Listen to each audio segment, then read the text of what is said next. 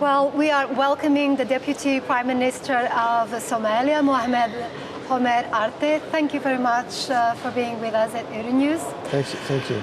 I think we have to start by the security issue because, of course, it's still very influential in your country. Consider they're still fighting this Al-Shabaab radical group. You have the support of the African Union mission, 22,000 men.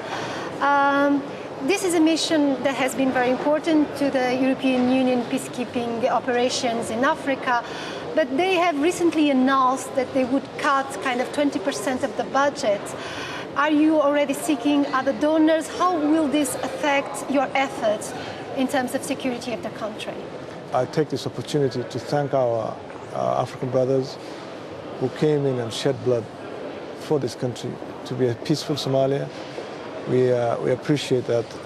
And also we appreciate the European Union and the US and other countries that have been contributing towards the peace and stability of Somalia.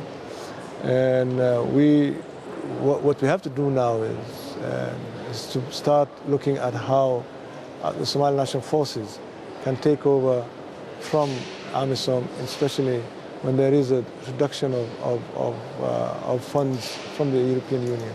We would appreciate if that could be kept within the security.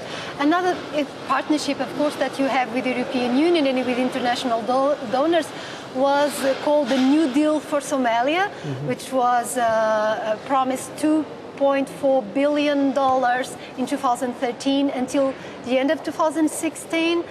That is more for social economic reconstruction of the country. And state building. And state building. So after almost these 3 years, in terms of implementation, in terms of the situation on the ground, what is your assessment, considering that Somalia is still considered one of the poorest countries in the world? And the New Deal has helped in a lot of ways. It has taken part in the state building as well as in the security, but also there has been some social programs that have been implemented. Unfortunately, the impact is there, but we would have appreciated if 144 smaller projects were implemented.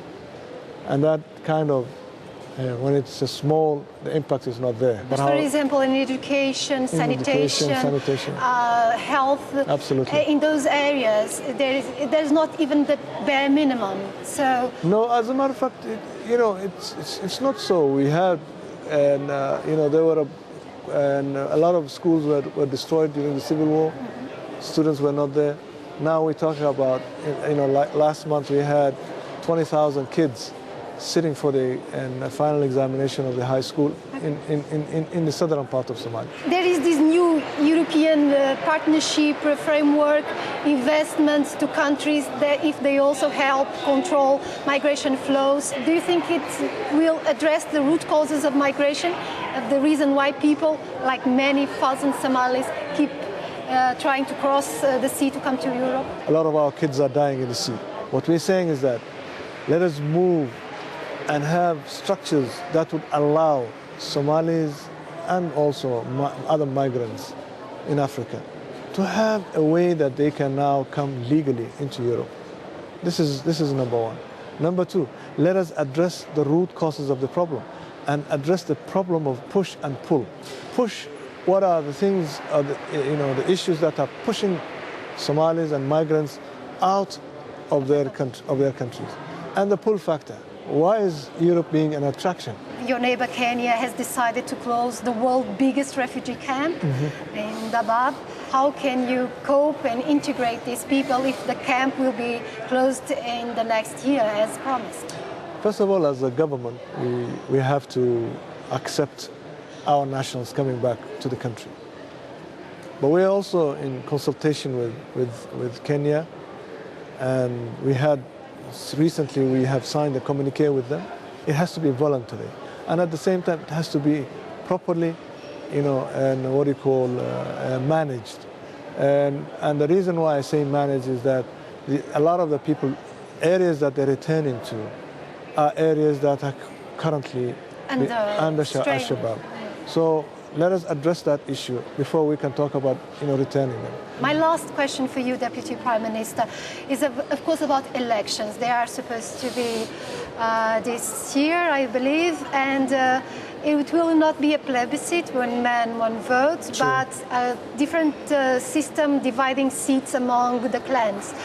Of course, opposition says that this is a way of keeping power in the same hands. We were doing too many things at the same time.